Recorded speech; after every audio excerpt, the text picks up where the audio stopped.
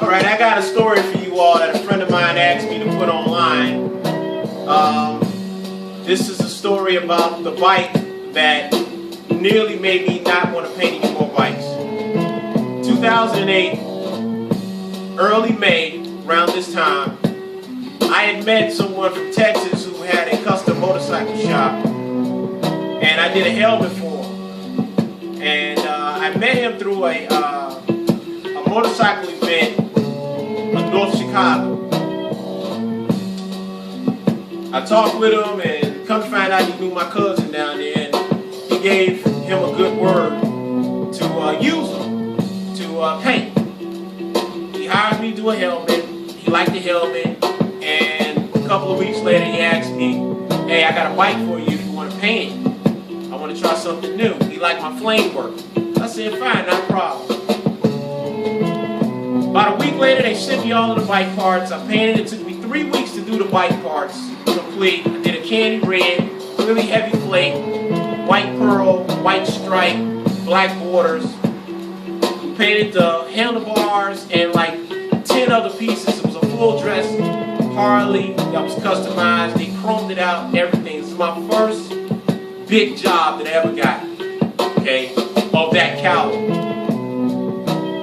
I sent the parts back. They loved it, but I never got to see the bike fully assembled.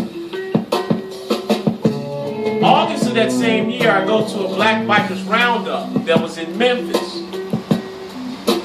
It was Saturday evening that I actually got to see some of the bikes that I had painted for some people, including this bike. And he was sitting in his own corner with a couple of his buddies, and they had their bikes lined up. They all had the same bike, just different paint jobs.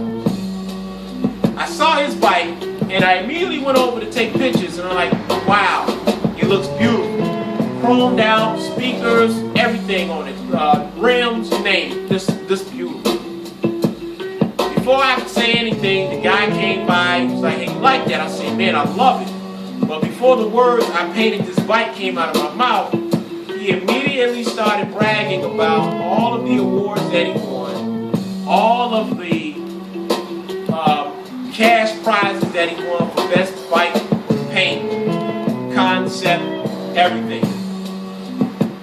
Only then, as he was excited to tell me about all this, I told him I was the one that painted this bike, and I never seen it fully assembled. I had showed him, you know, the before and after shots because I had it in my phone. You know, we keep pictures in our phone. And his whole attitude was like, "You painted this? Or you from Texas?" I was like, "No, I'm from Chicago, but I was a part of the team that put your bike together." He was like, "Oh, okay, cool." So I gave him my number and everything. We shook hands, took pictures and everything. Go home. 3 weeks later, I had an accident. I made it out the accident. I was a little hurt. Some bad things occurred from that.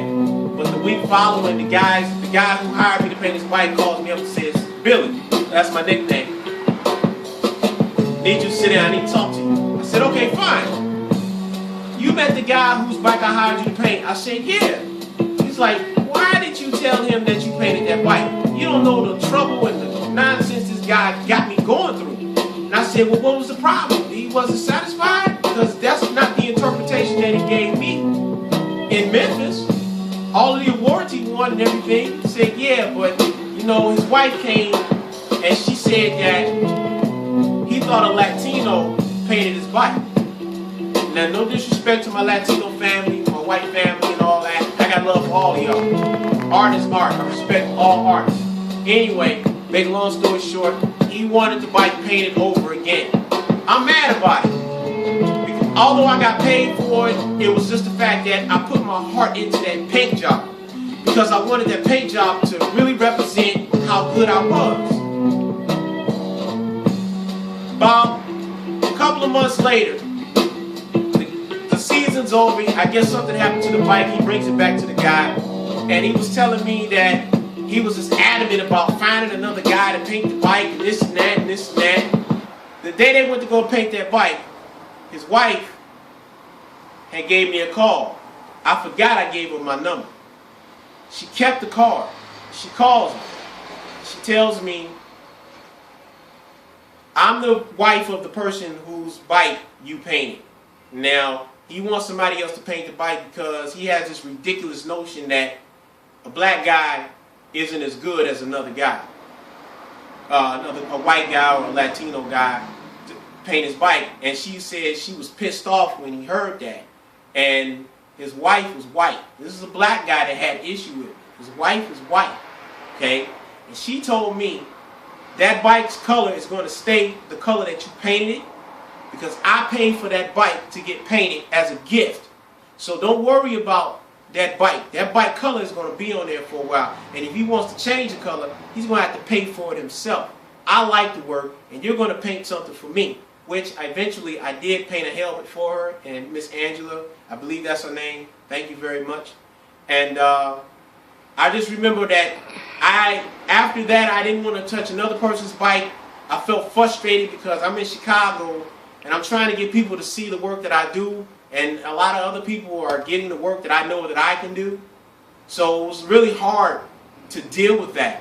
My wife, I got to thank my wife for giving me some encouragement because she cussed me out when I said I'm not painting nobody else's bike. She was like, that's not you. And a couple of my friends, my friend Blank from Immortal Souls, and my Immortal Soul family, and a few other friends of mine, real friends, told me, listen, you can't let that stop you from what you want to do. You have to go through these rocks in the road, if you will, or boulders in the road in order to see the road that you want to be on. It's not going to be easy.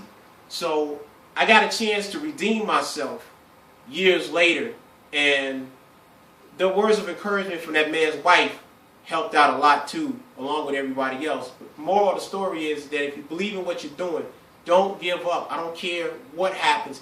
If you believe in what you do, don't stop.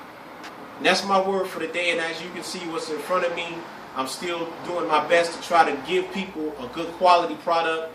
So if you're interested in ever getting your bike done, I want this year to be the epitome of what I do. And I would like to see more of you all come on out and give me a try. Give me a chance to make you a believer too. And I'm located here in Chicago, 1427 West 111th Street. You can also go to our website at t.bcustomsairbrushstudio.webs.com. And if you already know about We Ride bikerforlife.com. Check us out. This is Surf. I hope that message influences you and gives you some encouragement. And this is the bike that almost stopped everything. You can see that. So, that's my story. I'll catch y'all next time. Thanks again. Peace.